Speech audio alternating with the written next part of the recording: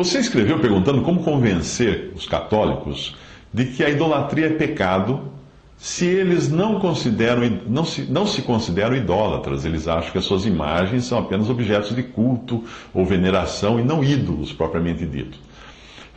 Eu sei bem o que os católicos dizem, porque eu também já fui um católico. E isso é como olhar, né? A explicação era sempre essa, era como olhar para a foto de alguém que nós gostamos muito de nos lembrar daquela pessoa. Então nós temos a foto num quadro, ou temos uma imagem sobre a cômoda, ou algo assim. O que eu não enxergava na época era como alguém poderia construir uma basílica, e deixa eu explicar aqui, eu me converti a Cristo, e quando eu me converti ninguém me falou de igreja nenhuma. Eu tinha entrado numa igreja protestante apenas uma vez na vida, num casamento.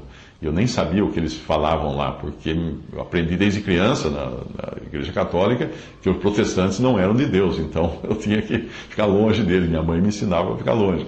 Mas quando eu me converti nos tempos de faculdade, eu falei, bom, agora eu sou cristão, agora eu creio em Cristo. Deus falou muito forte comigo através da sua palavra, e através de um não católico que pregou o evangelho para mim na faculdade, mas nunca falou para eu ir em nenhuma igreja, nunca disse nada. Ele pregou o evangelho, pregou Cristo, que havia morrido e ressuscitado por mim. Então eu falei, onde eu vou? Aí eu comecei a missa. E durante um ano eu fui um católico, convertido, com certeza da minha salvação, uma certeza inabalável. Eu sabia que estava salvo, que meus pecados foram todos perdoados e pagos na cruz por Cristo. E estudando a Bíblia, estudando a doutrina católica durante aquele um ano, até perceber que realmente a coisa não batia, né? A Bíblia e a doutrina católica, elas entravam em conflito, em muitas partes. E na época, quando eu realmente olhava para imagens como se fosse um retrato, falava assim, isso aqui é o retrato de santo não sei quem, não adorava aquilo, nem venerava aquilo, mas pensava que era só para lembrar da pessoa. Mas o que eu não conseguia entender na época já, era como alguém poderia ter construído uma basílica para abrigar uma mera imagem. Como alguém podia subir de joelhos, escadas dessa basílica, ou de outras chamadas catedrais por aí, pelo mundo afora, fazendo isso em honra àquela imagem, esperando que aquela imagem tivesse superpoderes, quando aquela imagem não podia nem tirar a poeira dela própria. Alguém precisaria vir de vez em quando espanar aquela imagem. Ela não viveria bem sem um espanador, quanto menos ela seria capaz de ajudar alguém. O Salmo 135, de 15 a 17, diz: Os ídolos dos gentios são prata e ouro, obra das mãos dos homens. Têm boca, mas não falam, têm olhos e não veem, têm ouvidos, mas não ouvem, nem há respiro algum nas suas bocas. Antes de ir ao ponto, agora que você perguntou da sua dúvida, eu quero deixar muito claro que idolatria é adoração de imagem, a ocupação com qualquer coisa que nós acharmos que pode nos deixar felizes e realizados. As igrejas neopentecostais que você vê na TV são verdadeiros antros de idolatria, tão graves quanto a idolatria e superstição encontrada nos cultos pagãos.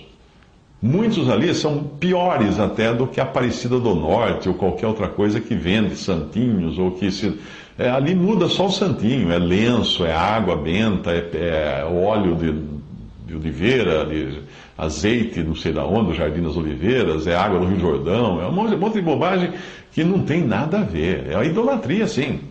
Muitas pessoas estão ali em busca de coisas como saúde, prosperidade, que acham ser a solução para os seus problemas, portanto elas estão sendo idólatras. O Deus delas é a mágica que vai trazer saúde, a mágica que vai trazer prosperidade. São esses seus ídolos. Nesses lugares você encontra à venda uma seleção de objetos de idolatria que fariam a Aparecida do Norte parecer coisa de amadores. É verdade. Voltando ao catolicismo romano, entrar em um debate sobre o significado da idolatria com um católico é perder tempo. Vai por mim, é perder tempo. Porque a coisa vai ficar no âmbito filosófico, linguístico, etc. Tentar combater cada um dos seus erros, cada um dos erros do catolicismo, seria contraproducente, porque são muitos. Se você quiser realmente que um cão largue o osso, não tente tirar o osso dele. Sabe o que você faz? Mostra o filé. Mostra um filé mignon, ele larga o osso. A minha mãe, que já mora no céu desde 2005, ela foi salva por Cristo, Ela foi católica praticante durante épocas, durante décadas, melhor dizendo. E ela se converteu e passou a pregar o evangelho para suas amigas católicas. A abordagem dela com as suas amigas que adoravam ou cultuavam, como preferem dizer os católicos, uma miríade de santos, era muito interessante e inteligente até o diálogo da minha mãe. Era mais ou menos assim. Quando alguém vinha, alguma católica que ela encontrava, falava de algum santo, ela falava assim: você conhece a história de Santo Antônio? Ah, eu conheço. De quem Santo Antônio era devoto? Ah, de Jesus. E Santa Rita? Jesus. E São Pedro? Ah, também de Jesus. E São Benedito? Ah, devoto de Jesus. Então faça assim, siga o exemplo dos santos. Ela concluía assim para qualquer católico, devoto de alguém. Faça como os santos fizeram, então, seja devoto de Jesus. Porque todos eles foram. Atos 10, de 25 a 26 diz: e aconteceu que entrando Pedro, saiu Cornélio a recebê-lo e prostrando-se aos pés de Pedro, o adorou. Mas Pedro levantou, dizendo: levanta-te, que eu também sou homem. Para as adoradoras de Maria, a abordagem era de obediência ao mandamento de Maria. Minha mãe, normalmente, quando encontrava alguém que era devota de Maria, que Maria era tudo, né? Maria Rainha do Céu, Mãe de Deus, ou coisa desse tipo, minha mãe pegava a passagem de João, quando fala do casamento de Caná, que Maria diz o seguinte lá aos servos: façam tudo que ele, Jesus, mandar. Ela dizia: você é devota de Maria, então faça tudo o que Jesus mandar. E se ela podia ir direto, se a pessoa podia ir direto, a católica com quem ela estava conversando, se aquela pessoa pudesse ir direto àquele que disse: vinde a mim, por que ela iria querer ir à mãe, que era tão necessitada como qualquer um de nós, ao ponto de Maria ter precisado ser amparada e cuidada pelo discípulo João, depois da morte do seu filho? Sim, Maria, quando o Senhor Jesus morreu na cruz, o que aconteceu? João 19, 27. Depois disse ao discípulo, Jesus disse ao discípulo: eis aí tua mãe. E desde aquela hora, Maria recebeu João em casa para cuidar dele? Não, ao contrário. E desde aquela hora o discípulo a recebeu em sua casa. Para amigas espíritas da minha mãe, ela dizia que a ideia de reencarnar não a atraía nem um pouco. Ela falava assim: quem seria tão louco ao ponto de querer voltar a viver neste mundo? Hebreus 9, 27 e 28 diz: e como aos homens está ordenado morrerem, quantas vezes mesmo? Morrerem uma vez, vindo depois disso o juízo, assim também Cristo, oferecendo-se uma vez para tirar os pecados de muitos, aparecerá a segunda vez, sem pecado, aos que o esperam para a salvação.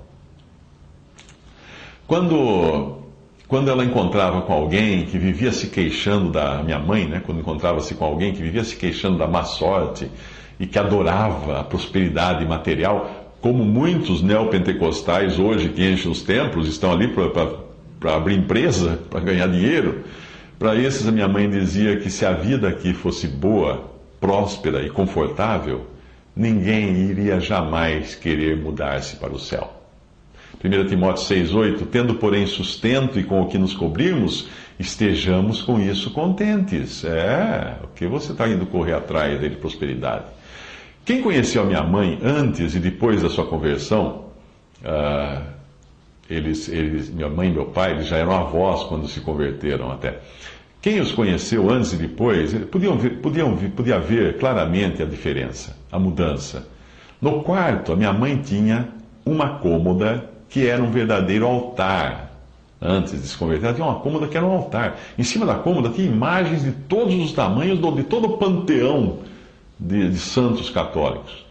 A nossa casa, quando eu era garoto, tinha as paredes repletas de quadros de santos. E cada quadro que ela comprava, ela fazia questão de chamar o padre para fazer um benzimento do quadro. Então vinha o padre, benzia o quadro, aquela coisa toda. Você sabia que a minha mãe estava chegando? Se tivesse de olhos fechados, você sabia que ela estava vindo. Por quê? Porque ela carregava, preso ao sutiã do lado de dentro da roupa, um enorme alfinete desses de fraldas, cheio de medalhinhas metálicas de santos dos mais diversos, e aquilo era um chocalho, fazia barulho de um pequeno pandeiro quando ela caminhava pela casa. sempre aquele barulhinho onde quer que ela fosse. Mesmo assim, com tudo isso, ela e meu pai se converteram e a churrasqueira de casa foi a última a ver as imagens de papel e a moldura foram parar na churrasqueira. As imagens de metal e de gesso foram quebradas ou então jogadas num rio. Eu sempre avisava meu pai, né, e minha mãe, falava assim, olha, se algum dia alguém pescar uma dessas imagens no rio, vai construir uma basílica na beira desse rio. Em 2 Reis 18:4, diz assim, de um rei de Israel que tirou os altos, quebrou as estátuas, deitou abaixo os bosques e fez em pedaços a serpente de metal que Moisés fizera, porquanto até aquele dia os filhos de Israel lhe queimavam incenso e lhe chamaram Neustã. O que levou minha mãe a se converter? Jesus. O mesmo Jesus de quem ela ouvia tanto falar nas missas e nunca tinha percebido que ele havia sido morto, havia morrido por ela. No dia anterior à morte da minha mãe, ela ainda estava lúcida na cama, ao contrário do meu pai, que ficou muito tempo em coma, mas a minha mãe, na véspera da sua morte, ela estava lúcida. Com câncer já muito avançado, sabendo que ia morrer, ela apontou para a janela, que dava para ver o céu, e falou assim, meu filho, o Senhor virá me buscar por ali. No dia seguinte, ela já estava livre do câncer, livre da dor, livre da morfina, na presença do Senhor Jesus. Existem muitos católicos, mesmo dentro do catolicismo, porém eles estão tão presos ao medo da superstição, ao medo do padre, ao medo que tem muita coisa que envolve aquela religião. Então precisa entender que está ali dentro, ainda preso essas coisas. Existe uma doutrina no catolicismo que a Igreja Católica, ela é o lugar da salvação. Isso não existe. Mas isso aí também existe no protestantismo. Tem igrejas ou denominações do protestantismo que diz que se você não estiver lá, você não vai ser salvo. Então é a mesma coisa, não é diferente não, do catolicismo. Eu mesmo, como eu contei, eu me converti a Cristo. Comecei a frequentar a missa, ajudei o padre, cantava na missa, levava um violão, fazia estudo bíblico com os jovens na igreja. O padre não gostava muito, porque ele achava que eu era algum menino da seita dos meninos de Deus, né? Deus me livre, uma coisa dessa. Mas porque eu tocava violão para os jovens, ensinava eles a crerem em Jesus para serem salvos. Mas é porque na época eu não sabia ainda, eu era ignorante. Mas eu cria. Eu sou do tempo em que diziam que a única igreja verdadeira era a católica e as outras adoravam o diabo. Então, isso estava na minha cabeça. Foi difícil para sair, demorou um tempo. Mas qual não foi a minha surpresa quando eu comecei a ler a Bíblia e compará-la ao catecismo católico? Não estou falando daquele catecismo que você ganha, aquele livrinho pequenininho, quando faz a primeira comunhão, quando é criança. Não, o catecismo é um livro grande, volumoso, que tem a doutrina católica. Eu comprei para ler. Eu logo vi que as coisas não batiam e a manipulação era tão sem vergonha que até os 10 mandamentos foram reduzidos a 9, com a exclusão do que condena a idolatria. Porque se simplesmente tirassem o mandamento que manda não fazer imagens, nem escultura e coisa, etc., não se prostrar a elas, então, ia ficar com 9 mandamentos, né? Então, para a conta bater e fechar 10 no final, o que eles fizeram? Dividiram o último mandamento. O último mandamento é não cobiçarás. Dividir em 2, não cobiçarás a mulher do próximo e não cobiçarás as coisas alheias. Mas o mandamento é um só, ele é não cobiçar qualquer coisa. Portanto, se você deseja mesmo que a sua amiga se converta a Cristo, fale de Cristo para ela. Não perca tempo tentando desatar todos os nós dos erros, das superstições do catolicismo. Fale de Cristo para ela. A palavra, o Evangelho é o poder de Deus para a salvação de todo aquele que crê. O que é o Evangelho? Cristo morreu por nós, levou os nossos pecados na cruz. Cristo ressuscitou ao terceiro dia, isso é o Evangelho. Paulo fala, resume o que é o Evangelho em 1 Coríntios capítulo 15, nos primeiros versículos, leia lá. Se você precisar esclarecer uma ou outra dúvida dela sobre alguma doutrina errada do catolicismo, faça isso rapidamente e volte para a cruz. Volte para a obra de Cristo, morrendo para pagar por nossos pecados. Questione ela, o que você vai fazer com seus pecados diante de Deus? Ah, será que Deus vai pesar? Minhas obras vão ser mais que meus pecados? Não existe isso. Adão e Eva foram expulsos da presença de Deus por causa de um pecado. É pela fé em Cristo que a pessoa será salva. É por crer na verdade. O Evangelho é pregar a Cristo.